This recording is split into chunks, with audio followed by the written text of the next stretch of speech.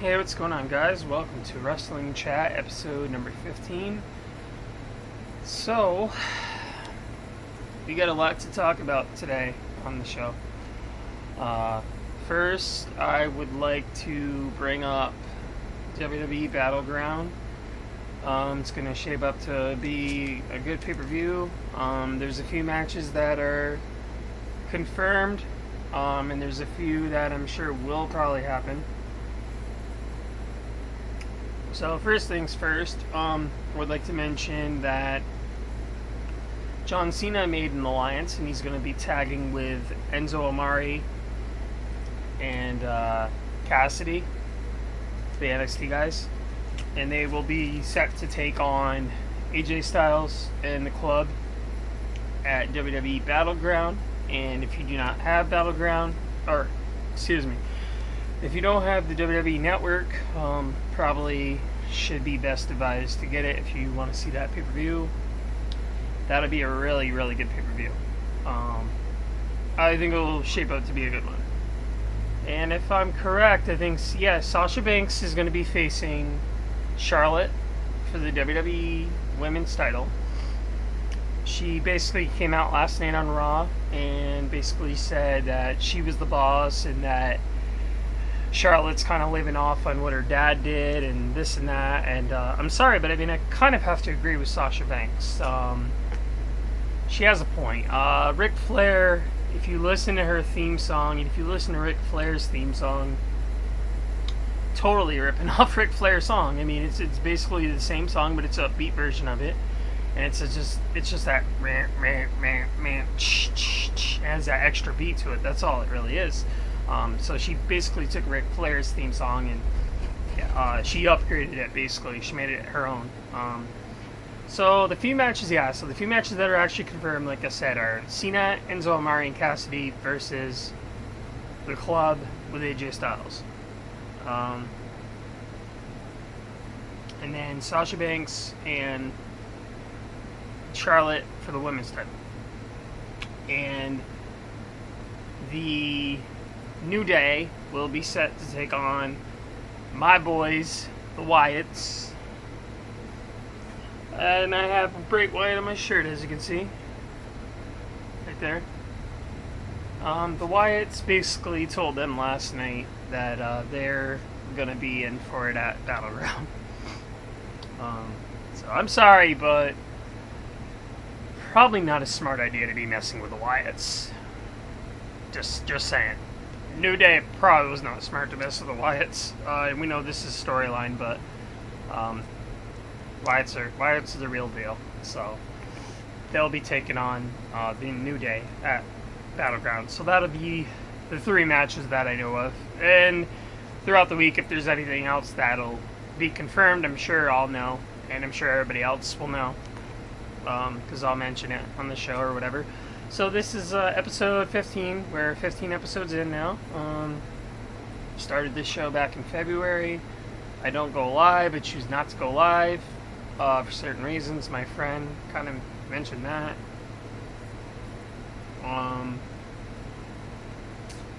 Let's see, what else? So we basically discovered Battleground. We went over that. That's going to be shape up, like I said. Will shape up to be a good pay-per-view if you have the WWE Network and whatever. Alrighty. Okay, so, I guess our second subject for today, what I would really like to talk about and what I cannot stress anymore.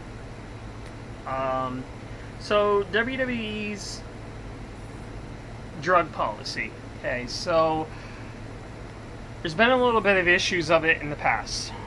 Eddie Guerrero did them. Sadly, unfortunately, Eddie Guerrero died from it. Over the years, so we had Jeff Hardy do it. Jeff Hardy did it. He's not allowed back into the business for that reason. I don't know what's going on with him and whatever for TNA, and I don't know what's going on with that. I don't know if he's coming back to WWE or whatever. There's been so many things that have been talked about and confirmed that maybe he will come back. Maybe the parties will come back to WWE. We're not too sure about it yet. But anyways, the WWE drug policy is, I think minimum is 30 days if it's a first offense. So basically what got me on this subject is Roman Reigns. Okay, so Roman Reigns did do some drugs. He did pot. Apparently he smoked some pot or whatever, and that's why he's not appearing at any kind of house shows right now or any kind of live or Raw. So you're not going to see him on Raw. Okay, so you're not going to see him on Raw for about 30 days. He has a 30-day suspension. After that, he's free to come back and do whatever. Now, the second offense, I think, is 60 days. And that's WWE's drug policy. So if it's 60 days, if it's a second offense, it's 60-day termination. Like, not termination, but 60 days that you're suspended for. It's like WWE. It's like if you're in a sport. Like basketball or baseball or whatever or whatnot. So yeah, that's what's going on with Roman Reigns right now. In case anybody wonders, who hasn't been watching and was wondering what's going on with him and whatever. And so yeah, that is the minimum. 30 days is the minimum. It's WWE policy. I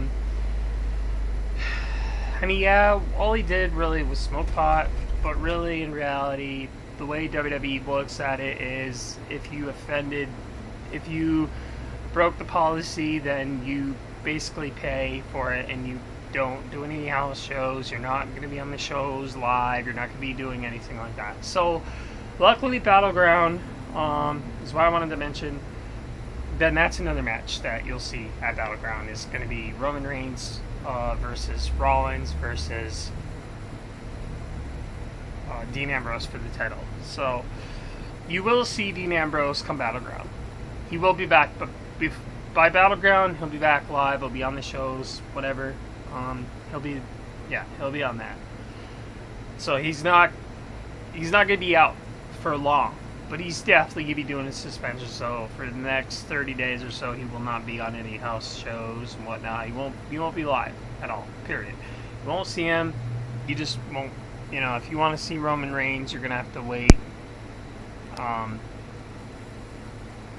I myself am a Roman Reigns fan. I like Dean Ambrose and I like Seth Rollins. I like every single one that was in the Shield.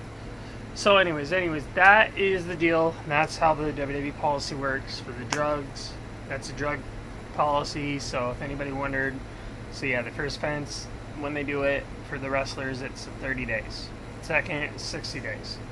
So that's that. And that's basically what I wanted to go over and explain, because I kind of didn't know at first, but then I found out more about what the policy was for the first offense. So like when that's the first offense, you do the time pretty much.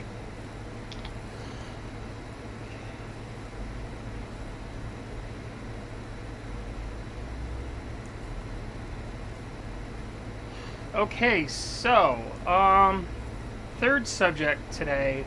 I guess what we wanted to talk about was, well, this is something that actually isn't talked about. It's something I haven't really mentioned. So I guess WWE/UFC had a WWE/UFC split. So basically what that means is they are sharing. Okay, so Brock Lesnar will be fighting at UFC 200, I think. And also, he will be fighting at WWE SummerSlam. So, and then Ronda Rousey is going to be appearing, I guess, for WWE as well. So, basically, they have kind of a split term agreement where they can do both. Like, they can do UFC and they can do WWE. So that's how that split works. This has nothing to do with the WWE brand split, but this has to do with UFC. So UFC has terms where they can send UFC guys and fight for WWE. WWE can send guys to fight for UFC. And I don't exactly know if that's what CM Punk is actually doing. If CM Punk is actually agreeing to fight for UFC permanent, or if he's thinking about coming back to the WWE. I don't know at this point in time what the deal is with CM Punk. It'd be great to see him come back. CM Punk's awesome. Was one of my favorites when he was going. But if it's not going to happen, then it's not going to happen. But if the brand split's there, or if the UFC WWE split is there and he would be willing to do both, I'd love to see him back on Raw or SmackDown, wherever people go when the split happens on the 19th. So that'd be cool. So, and then that's how that works. So how that works is they can basically share. So people will split and make appearances on Raw or WWE, and WWE will make appearances on UFC, and so on, and so forth going ahead. That's how they're going to do that. So yeah, that's how that works. They will do that. That's something that's happened. That's something that's actually already kind of started, because Brock won't be with WWE for a little bit because he's doing the UFC thing, and he will be there for SummerSlam. They are going to announce his opponent. I don't think they announced it yet, but sure, as soon as I find out, I'll mention that on the show. If not this week's episode, definitely next week. So it's been about a week. We did an episode last week. This is, like I said, this is episode 15. Not really where I want to be. I'd like to be farther in the show, but, busy with stuff and trying to, find work and all that, and just busy. It's a busy time of the year for me, and, just hectic stuff. So, anyways, yep, that's what I wanted to mention. I did want to mention the UFC split, so that's something to look forward to, guys. That's cool. And we'll go from there, and we'll talk about, where it happens, where it goes in the future with that. So, got that out of the way, and we will keep cruising along, I guess. Keep cruising along here on the show. Okay, so, anyways, subject that I can't stress anymore. Something that I want to get out on the show. Something I want to talk about. Undertaker. Okay, Undertaker is a subject that is very touchy right now for me. I don't know what's going on with the Undertaker. Apparently I heard from the grapevine, Undertaker has been contacted like crazy by Vince McMahon. Vince McMahon has been calling and has just been calling Undertaker's cell phone. Undertaker has not answered. At this point in time, nobody knows what he's doing. If he's out of his contract, if he's coming back to WWE, if he's going to fight another year. I'm hearing there was something that was... Sorry, I dropped my pen. I'm hearing that there was something that was brought up that he would probably be fighting next year's WrestleMania. It's rumored that him and Cena would fight at next year's WrestleMania, which would have happened this year. And it didn't happen this year, and the reason why it didn't happen this year was John Cena got hurt. And, which, by the way, my girlfriend's like a huge, her kid is like a huge John Cena fan.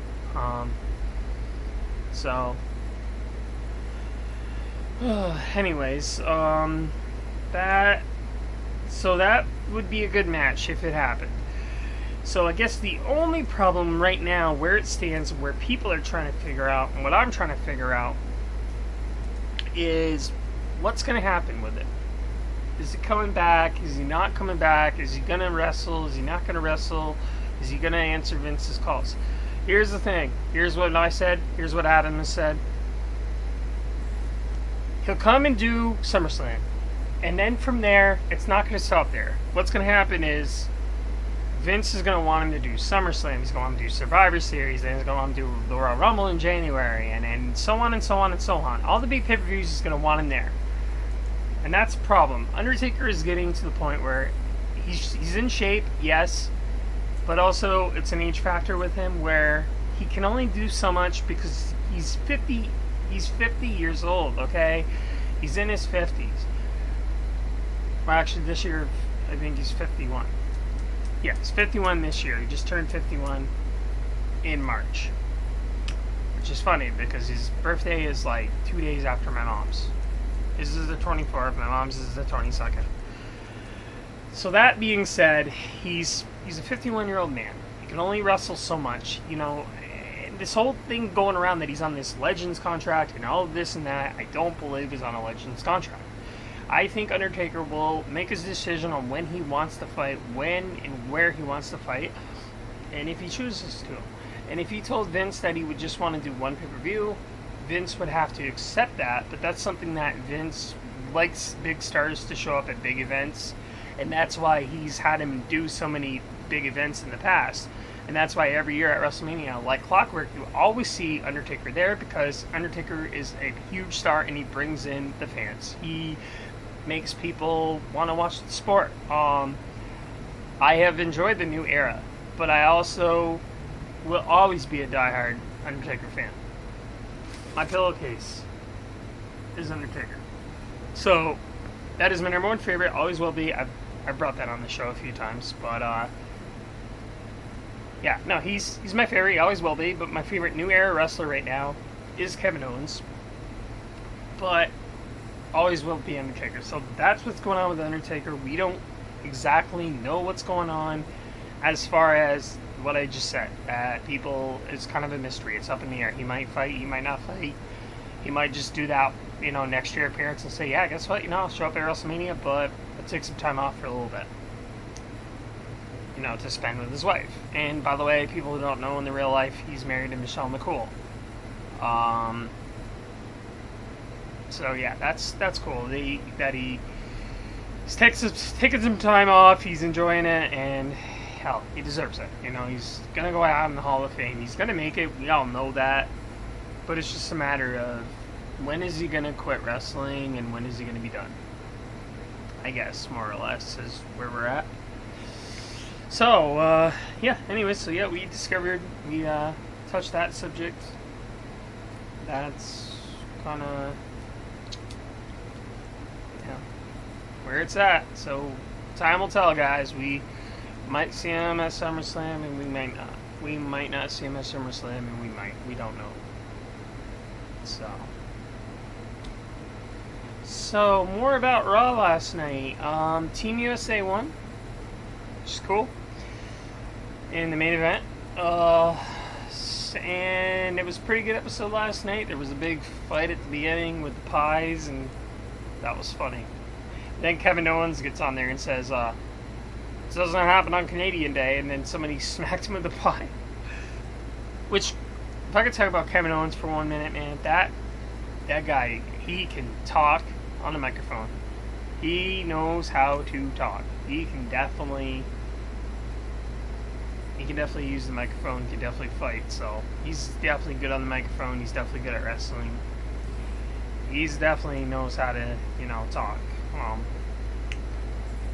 So that basically, yeah. So Kevin Owens. Oh, that's another fight that will be confirmed for Battleground. Kevin Owens and Sami Zayn will be fighting at Battleground.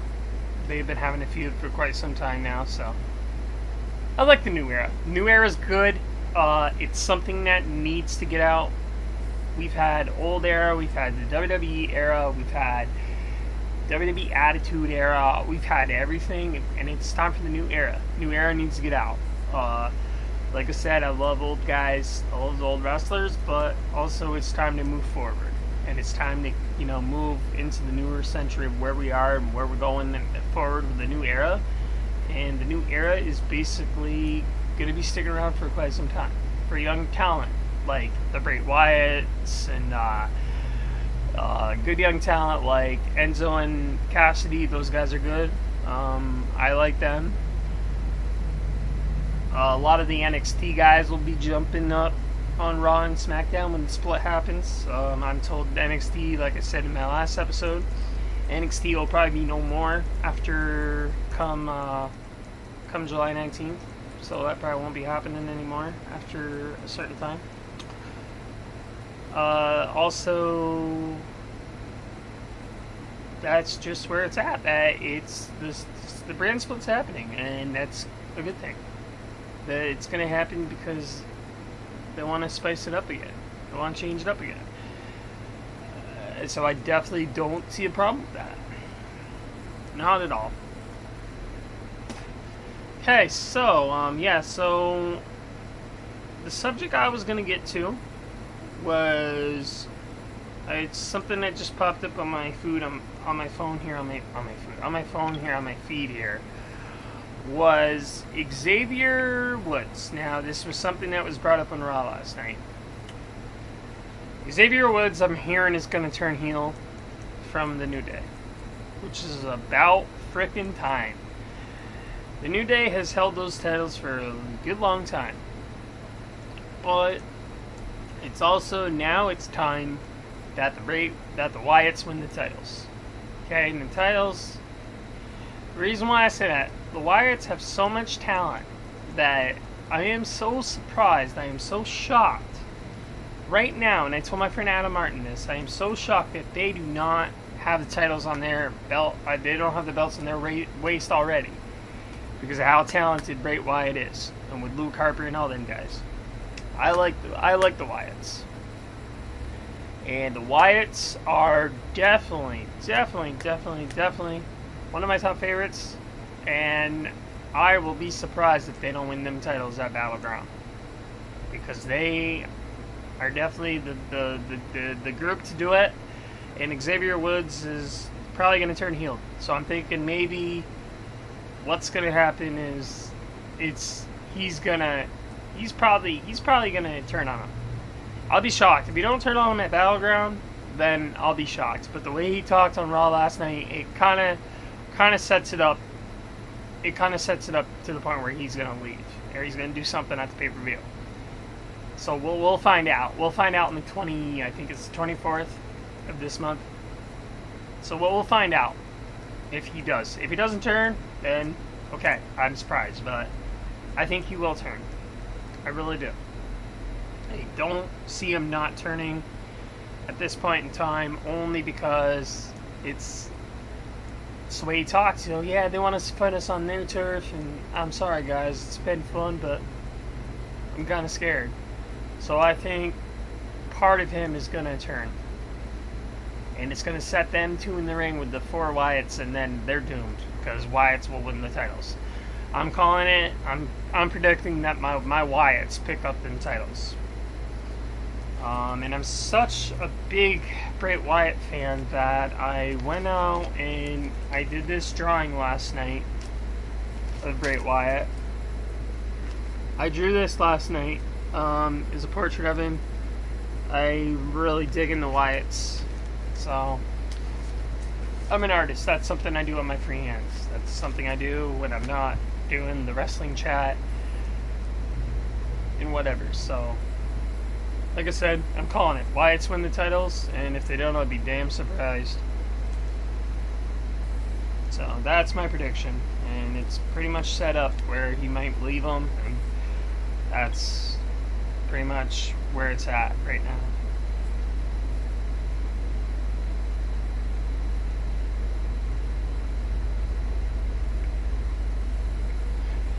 So I guess what we were going to say was, let's see here. So I want to go over, okay, so I guess what I was going to say, we discovered the brands, we discovered, we basically went over everything from last night, and went over a few subjects. So now what we're going to do is we're going to go to my top 5 funniest WWE moments in history. Okay, so number one I'd have to say, Goldust stutters. Now that was hilarious when he stuttered all the time. It was just something that made me laugh. It was just, you see this guy stuttering, and you can't help but laugh because of how freaking hilarious it is. I mean, you're sitting there seeing this guy stuttering out of nowheres, and that was written in the storyline for quite some time, and it stayed there for a little bit. Because it's what Vince wanted. Vince wanted Goldust to have this storyline where Goldust got stuttered because he got hit by electricity box or something in the storyline. And the storyline was that Triple H and Ric Flair did that to him. So that was definitely one of my favorite, funniest WWE moments. Okay, so number 2 was DX. when they made fun of Vince McMahon, when they made fun of him, and they made fun of the McMahons. They came out dressed like them, and that stuff was hilarious too. They just came out and did the whole bit. They dressed up like them, and Triple H and Shawn Michaels did it, and it was just funny stuff. Top 3 not really talked about very much, but Christian came in the ring, and I'm gonna steal the show, and he got kicked right in the face by someone. Can't remember what it was at the time, but that was pretty funny. Number 4, Stone Cold Steve Austin came out in Monday Night Raw one time, made poor Vince McMahon piss himself, because Vince McMahon thought that Stone Cold had a real gun on him. Come to find out that he got him into the ring in his wheelchair and all, and he pulled the gun out. They thought it was real, but it was fake, and it said "bang" on it, and it made Vince McMahon piss himself right in the middle of the ring. That was a funny moment for Raw. And then number 5, DX messed with Vince's microphone, and that was funny because they made him talk like Alvin and Chipmunks, and they made him piss. It was just funny as hell because the stuff that DX did. They did it so good to the point where if they ever brought anything back, DX would have to be brought back. Unfortunately, without China there, it's kind of different. But they should bring it back. If they don't bring it back, I'll be surprised. They should bring it back, and if they bring it back, they do it right, not mess it up. And with the singer being dead for the DX band, that kind of sucks. So they want to be able to do a new version of the song, but the old song is classic. Nobody can, beat that, I guess. So yeah, that was something I wanted to go over. So let's see. Okay, now I'm gonna go over my top 10 favorite heels.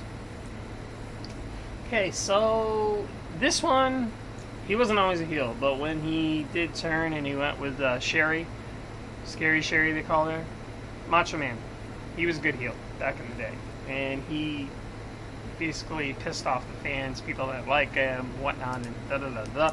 Well, Macho Man's being a bad guy. Yeah, point is, he had to turn heel because he was good for so long when he was with Elizabeth and all that.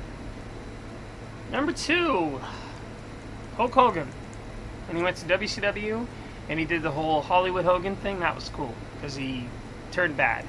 And that was the first time in history people were like, oh my god, Hulk Hogan turned bad. It's like, yeah, he did turn bad. What's your point? It was part of the storyline that he was gonna turn bad. That we knew it. Hogan was good for so long that he was gonna turn heel. It happens. We have got a bunch of heels, So yeah, that was my number 2. Was Hogan. I should say Hollywood Hogan.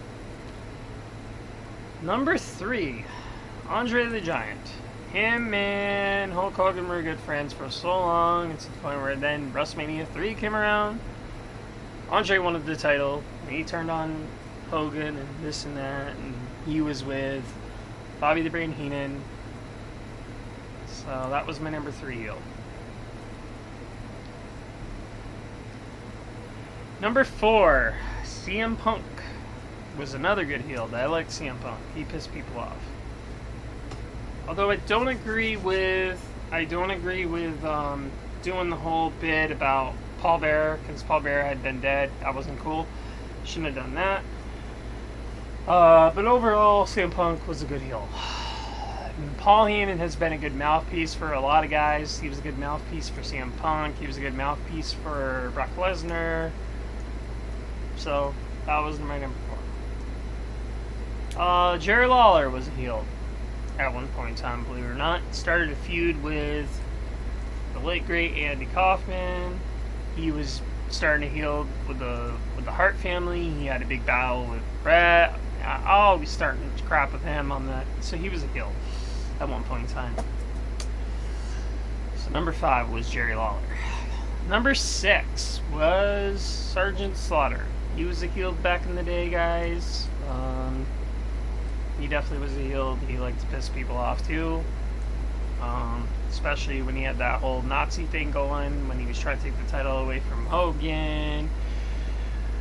Anyways, and that was number 6. Sergeant Slaughter was a good heel.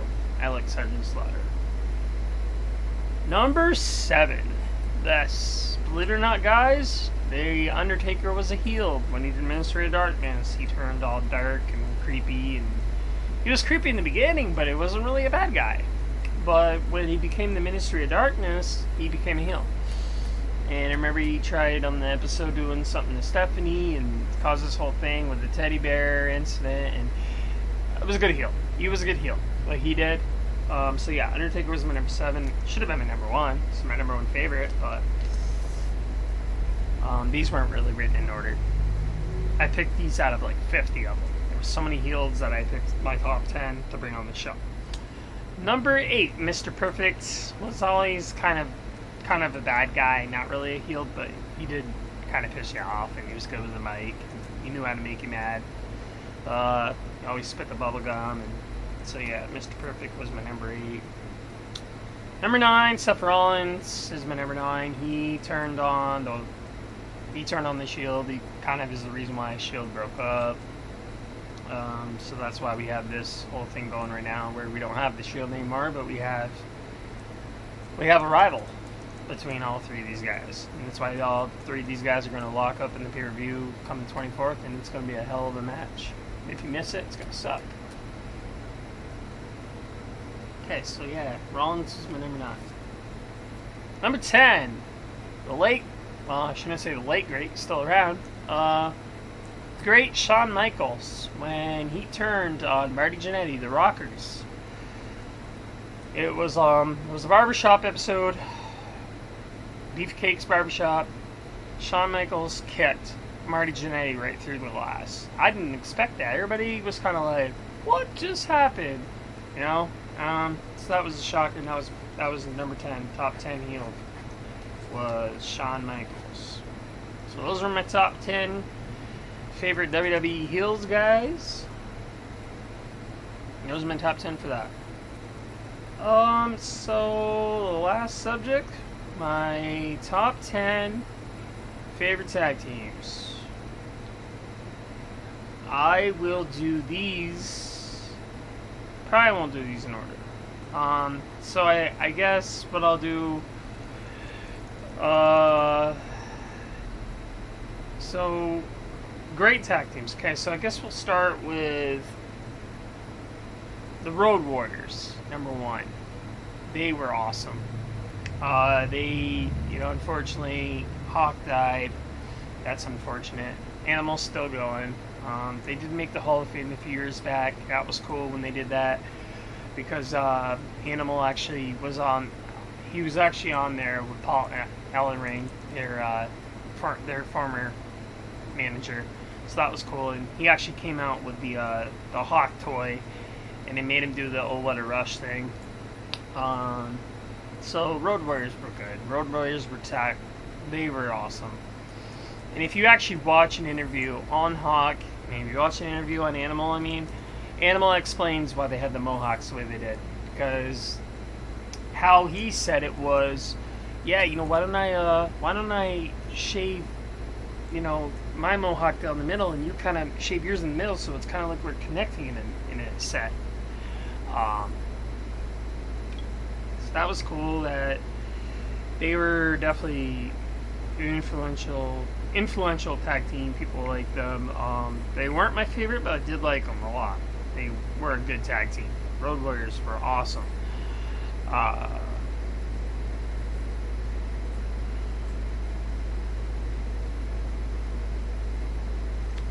Let's see. Okay, so yeah, Road Warriors were number 1. Number 2, Nasty Boys were good. They have quite a resume. They did a lot for the industry, for WWE, so they were definitely on the top 10 list. So that was number 2. Number 2 were Nasty Boys. Number 3, these guys held titles a lot. They were tag team champs. Demolition was good. I liked them. A lot of people thought that they were a rip-off of the Road Warriors. I really didn't think so. I thought they were good. So Demolition falls in at number 3. Number 4, Money Incorporated, Mr. IRS, and Mr. Teddy DiBiase. Great tag team. Money Incorporated was definitely earned a spot on my top 10. So, okay, moving on. Head Shrinkers, number 5. They were good. I like them. Not really much to say about the Head Shrinkers. They were unique. I liked them. They were cool. They were creepy. So they fall in number 5. Number 6, the Hardy Boys. They were awesome.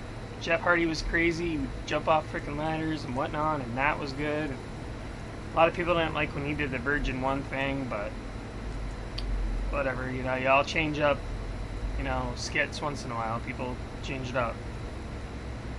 So, number 6 was Hardy Boys. Number 7, the Natural Disasters. They were good.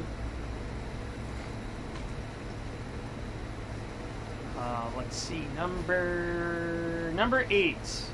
These guys were with WWE, but they were also with WCW. Hold on. Also, let's see,